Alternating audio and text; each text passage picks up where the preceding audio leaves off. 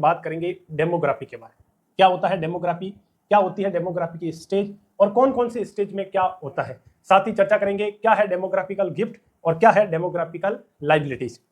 तो इसके बारे में आते हैं, अपन इसके बारे में जानकारी हासिल करते हैं। देखिएगा, डेमोग्राफिकल जो स्टडी है ना, जिसको अपन डेमोग्राफी बोलते हैं, स्टडी ऑफ द पॉपुलेशन, जनसंख्या के बारे में स्टडी करना। और जनसंख्या के बारे में क्या स्टडी करना, उनका बर्थ रेट क्या है, कितना जन्म दर है, कितना मृत्यु दर है, डेथ रेट क्या है, और कितने जो लोग हैं वो माइग्रेंट हो गए, इसका पूरा जो हिसाब किताब रखना है, ये पूरा हिसाब किताब कहलाएगा डेमोग्राफी। तो डेमोग्राफी के अंदर बर्थ रेट, डेथ रेट और माइग्रेशंस कितना हुआ, ये अपन इसके बारे में चर्चा करते हैं। इंडिया अगेन जो है पूरी दुनिया के अंदर सबसे ज्यादा जनसंख्या वाला देश है, लगभग अपन 150 करोड़ जो लोग हैं वो पहुंचने वाले हैं। तो क्या अपना स्टेज चल रहा है, कैसे डेमोग्राफी जो है वो होती है, किस तरीके से जो है वो अपन को स्टडी करना है। ये सारी जो कंट्री जब बनती है उसमें क्या बर्थ रेट रहता है, क्या डेथ रेट रहता है, अब वो कौन सी स्टेज में है, बाद में कंट्री के अंदर क्या होगा। इससे क्या होता है, इससे बहुत बड़ा हेल्थ का जो पैरामीटर्स है इसके रिगार्डिंग जो है अपन बात कर सकते हैं। क्योंकि जब कंट्री जब बनता है तो उसमें मेडिकल का फैसिलिटी नहीं रहता है, कंट्री में अच्छे से नियम कानून नहीं रहते हैं, है ना, सेक्स रेशियो बिगड़ जाता है ना, कई सारी जो है अपन देख सकते हैं प्रॉब्लम्स होती है, communicable, non communicable, endemic, pandemic, sporadic. तो ये सारी जो पॉपुलेशन का प्रॉब्लम है, जो मेजर प्रॉब्लम है, इन प्रॉब्लम को अपन एक पॉपुलेशन का स्टडी करके साइंटिफिक तरीके से अपन इस प्रॉब्लम से आउट हो सकते हैं, सॉल्यूशन की तरफ जा सकते हैं। तो सबसे पहले जो पॉपुलेशंस को अपन ने डिवाइड किया है पॉपुलेशंस के अंदर, इसको अपन ने पांच स्टेज बोले चाहे 5 फेज बोले, बात क्या है, एक है।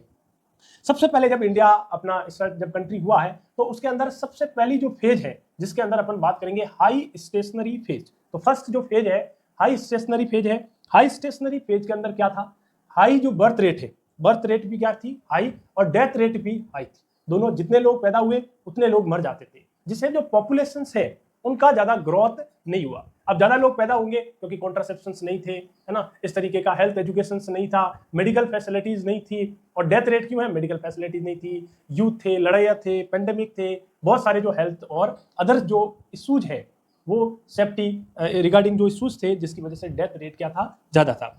सेकंड फेज की बात करते हैं। सेकंड फेज को बोला अर्ली एक्सपांडिंग फेज।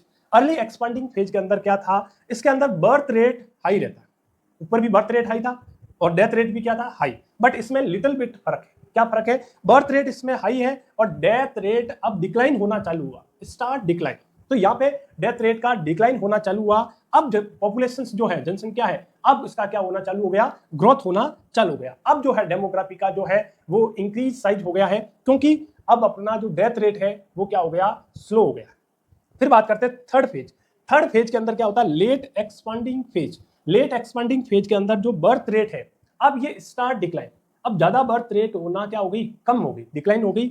और डेथ रेट स्लो डिक्लाइन हो गया, जिससे पॉपुलेशन क्या हो गई, अब पॉपुलेशन इंक्रीज होगी। अब पॉपुलेशन जो है फटाक से जो ग्राफ है वो हाई हो गया है, पीक की तरफ चला गया है। और लोग जो है इसके अंदर जो अपन को जिसको बोलते हैं डेमोग्राफिकल गिफ्ट, तो अपने पहले ही शुरुआत में चर्चा की थी कि डेमोग्राफिकल जो गिफ्ट है वो अपन को थर्ड फेज के अंदर, जिसको अपन ने बोला लेट एक्सपांडिंग फेज। डेमोग्राफिकल गिफ्ट क्या होता है कि कोई भी पॉपुलेशन में यंग जनरेशन ज्यादा होता है। यंग जनरेशन के अंदर अपन स्पेशली बात करें reproductive age group. Reproductive age group वो लोग हैं जिनकी उम्र 15 साल से लगा के 50 साल के बीच में। अब ये अपना प्रोडक्ट और बढ़ा सकते हैं, है ना, पॉपुलेशन बढ़ा सकते हैं। तो रिप्रोडक्टिव एज ग्रुप के लोग जो है इस फेज के अंदर अपन को ज्यादा मिलेंगे।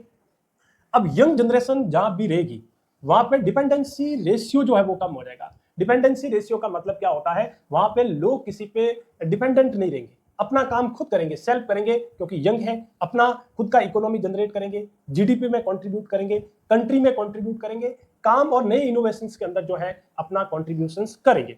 तो इसको बोलते हैं अपन डिपेंडेंसी जो रेट है वो इसके अंदर बिल्कुल जो है कम देखने को मिलेगी। लोअर डिपेंडेंसी जो रेशियो है वो देखने को मिलेगा। क्यों, because of high birth rate previous demographical phase. पहले के ग्राफ में बर्थ रेट जो है हाई है, इसलिए यंग जनरेशन ज्यादा है, यंग जनरेशन ज्यादा है, पॉपुलेशन बढ़ेगा और डिपेंडेंसी रेट जो है वो कम रहेगी। ये स्टेज थर्ड के अंदर रहती है, जिसको अपने बोला डेमोग्राफिकल गिफ्ट। तो डेमोग्राफिकल गिफ्ट जो है देखने को मिलेगा। अब बात करते हैं स्टेज 4 की बात करते हैं। 4 स्टेज को बोलते हैं लोअर स्टेशनरी फेज।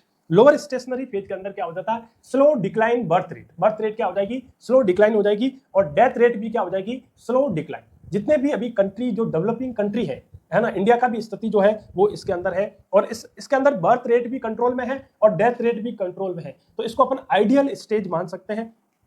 और लोअर लाइबिलिटीज रहती है, लाइबिलिटीज भी इसमें क्या रहती है, कम रहती है। और सारी जो डेवलपिंग कंट्री है, इंडिया, नेपाल, पाकिस्तान, ये सब इसी स्टेज के अंदर जो है चल रही है। अगली बात करें फेज 5, फेज 5 के अंदर बात करते हैं डिक्लाइन। फेज 5 को क्या बोलते हैं, डिक्लाइन। डिक्लाइन का मतलब होता है कम हो रहा है। क्या कम हो रहा है, डेथ रेट भी कम हो रहा है और बर्थ रेट भी क्या है, कम हो रहा है। बर्थ रेट की तुलना में डेथ रेट बहुत कम हो रहा है। तो ओल्ड लोग जो है, एल्डरली जो पीपल है, उनकी संख्या पॉपुलेशन से बढ़ने वाली है। और लाइबिलिटीज जो है वो अगेन जो है बढ़ने वाली है। लाइबिलिटीज का मतलब खर्चा, और खर्चा दो लोग ही बढ़ाते हैं, एक तो बच्चे बढ़ाते हैं, बच्चों की पढ़ाई पे उनको बड़े करने में खर्चा लग जाता है, और एक बूढ़ों की सेवा करने में उनका मेडिकल का खर्चा, क्योंकि अब जो है रिटायर्ड हो गए हैं, अब वो काम पे नहीं जाएंगे, तो लाइबिलिटीज जो है वो बढ़ने वाली है। तो ये अपन ने फेज के बारे में बात की है। साथ में डेमोग्राफिकल गिफ्ट क्या है और ये डेमोग्राफिकल लाइबिलिटीज क्या है। लाइबिलिटीज का मतलब खर्चा ज्यादा कौन कराएंगे, बच्चे करवाएंगे और बूढ़े करवाएंगे। देखना, जैसा अपना कंट्री का हिसाब है, सारी कंट्री का, सारी दुनिया में, वैसा का वैसा चक्कर अपने परिवार में भी। जब अपने परिवार में पॉपुलेशन बढ़ती है, डेथ रेट बढ़ती है, तो अपना पॉपुलेशन ज़्यादा बढ़ नहीं पाती है, और फिर पॉपुलेशन बढ़ती है, डेथ रेट कम होती है, फिर अपना यंग जनरेशन बढ़ता है, घर का ग्रोथ होता है। तो किसी आदमी के घर का ग्रोथ जो है वो एकदम से पीक में तब होगा जब उनके बच्चे बड़े होंगे, और जो है बूढ़े जो है वो भी अभी बूढ़े नहीं हुए, यंग जनरेशन होगा।